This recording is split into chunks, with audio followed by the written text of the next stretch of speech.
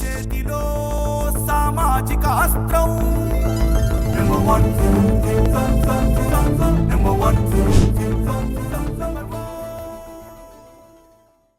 ఇప్పుడు ఒకటి అడుగుతాను సోములు గారు, అనేక మంది ఇతర పార్టీల వాళ్ళు కానీ లేదా కులపరంగా కానీ అనేక మంది జనసేన జాయిన్ అయ్యారు. ఒక సోములు లాంటి పవర్ఫుల్ వ్యక్తికే ఇక్కడ సీట్లు ఎదురా గతి లేదురా అంటే ఇంకా ఆ పార్టీలో ఎవడుంటాడు అసలు? లేదు, పవన్ కళ్యాణ్ గారు ఖచ్చితంగా నన్ను దృష్టిలో పెట్టుకొని ఆయన మనసులో ఉంచుకొని సరైన స్థానం నాకైతే కల్పిస్తారనేది నాకు 100% ఉంది. ఈ సందర్భం ఒక ప్రశ్న అడుగుతా మిమ్మల్ని, డైరెక్ట్ చెబుతారా? ఉన్నదన్నట్టుగా. ఇప్పుడు మీరేంటంటే సోములు అంటే ఉన్నదన్నట్టుగా చెబుతారని అందరికి తెలుసు. 100%. మీరు పార్టీలో చేరిన తర్వాత పవన్ కళ్యాణ్ గారిని ఎప్పుడన్నా కలిసి మాట్లాడారా? కలవలేదు. కలవలేదు. మరి ఇంకా మీకేం వాల్యూ ఇచ్చినట్టు? ఇంకా ఆయన నాకేదో చేస్తాడు పిచ్చితనం కాదు సోములు గారు మీరు? అంటే ఆయన బిజీగా ఉన్నాడు.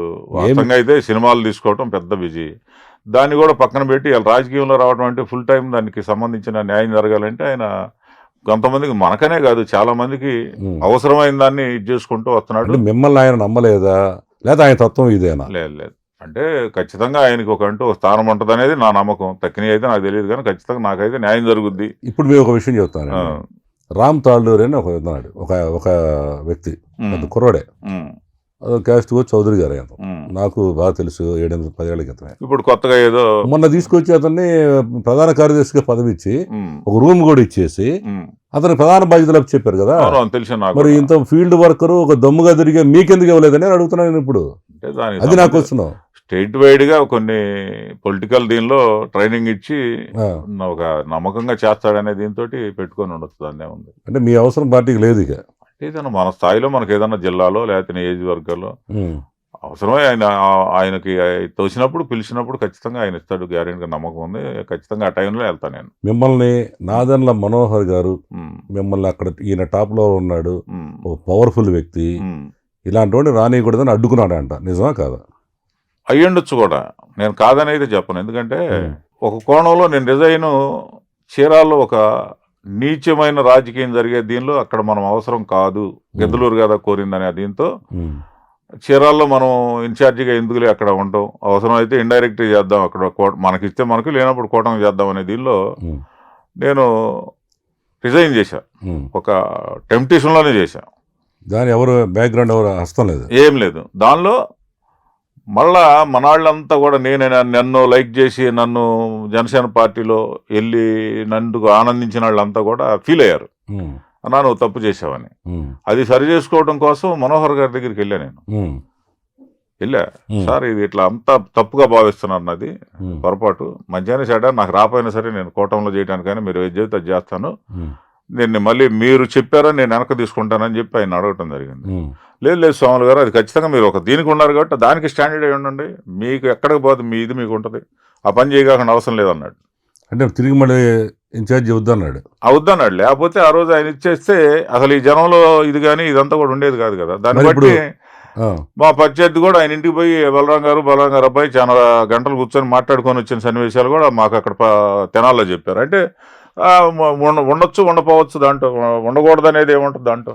అదేనండి, అంటే మీ ప్రత్యర్థి ఏమో వైసీపీ పార్టీ, అంతే, ఆయన ఏమో జనసేన, ఇద్దరికి పడదు వాస్తవంగా అయితే. అవును, కానీ లోపల మాత్రం మీ విషయంలో కలిసిపోయారు. అంతే, ఖచ్చితంగా రాజకీయాలన్నీ అయ్యా కదా. అంతేనా? వైసీపీ వాళ్ళు టీడీపీ వాళ్ళతో వ్యాపారాలు చేస్తారు, టీడీపీ వాళ్ళు వైసీపీ వాళ్ళతో. ఈ సందర్భంగా మరి వాళ్ళిద్దరు ఏంటి ఒకే క్యాస్ట్ ఉపయోగపడింది అంటారా? ఏదన్నా కానీ మనం ఏదన్నా అనుకోవచ్చు. నాకైతే అన్యాయం జరిగింది, అదే 4 ఏళ్ళు 5 ఏళ్ళు నాకు వెనక్కి తిరిగి రాదు కదా. దాంట్లో చేసిన వాళ్ళు ద్రోహం అది నాకైతే. అదే సోములు గారు, ఇప్పుడు కూడా ఏంటంటే చాలా మంది ఆశపడి గిద్దలూరు నియోజకవర్గం, అప్పుడు నేను కూడా మా రిపోర్టర్లు వాళ్ళు కూడా చెప్పారు, డెఫినెట్ గా సీట్ ఈయనకి వస్తుందండి, సర్వేలో కూడా బ్రహ్మాండంగా ఉంది, అసలు గిద్దలూరు కాపుల సీట్, అది గతంలో కూడా గెలిచారు, నాకు ఇచ్చింటే ఖచ్చితంగా 1,00,000 మెజార్టీతో నేను అక్కడ కొట్టేవాడు. ఇంకోటి కూడా చెప్పారు, మీరు కానీ అక్కడ సీట్ ఇస్తే పక్కన దర్శి కూడా వచ్చేదంట. అవును, దర్శి ఎక్కువ కాపుల సీట్. మరి ఇప్పుడు అలాంటి పవర్ఫుల్ ఆమంచి సోములకి ఈ రోజు మరి అదే పార్టీలో వెన్నుపోటు జరిగింది అని మీరు ఒప్పుకుంటారా? వెన్నుపోటు అంటే అలా ఏదన్నా కానీ నాకైతే అన్యాయం జరిగింది, అంతే, పక్క.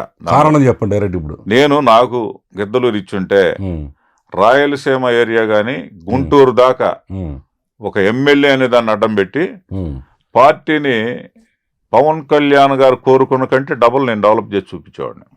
ఇప్పుడు మీరు నవ్వాల్సింది మీరు చెప్తుంటే ఇవ్వలేదు కదా ఈ పార్టీని డెవలప్ చేయాలని ఉద్దేశం ఉందంటారు వాళ్ళకి అసలు లేకుండా ఎందుకు ఉంటుంది లేకపోతే లేకపోతే మీలాంటి వాళ్ళు వదులుకుంటారు కొండంత ఆశతో కదా ఆయన్ని మీలాంటి పవర్ఫుల్ వ్యక్తులు అనేక మంది మిమ్మల్ని ఎదుర్కొంటమే కాక నిన్న కొవ్వూరులో వెస్ట్ గోదావరి కొవ్వూరులో రామారావు గారు ఎస్సీ క్యాండిడేట్ మాజీ ఎమ్మెల్యే ఓ చిన్న ఇష్యూలో ఆయన రాత్రి పార్టీని తీసేయి సస్పెండ్ అన్నారు ఏమండి ఇప్పుడు అక్కడ చూస్తే మన కాళహస్తిలో అమ్మాయి బ్రహ్మాండంగా భార్యాభర్తలు ఎక్కడో జాబ్ చేసుకునే వాళ్ళు బలిజలు వచ్చి పోరాడి 10 సంవత్సరాలు అనేక కేసులు పెట్టించుకొని పోలీసులతో కొట్టించుకొని ఆడపిల్ల తెలుసు నాకు నా దగ్గర కూడా వచ్చింది వాళ్ళకి సీట్ ఇవ్వాల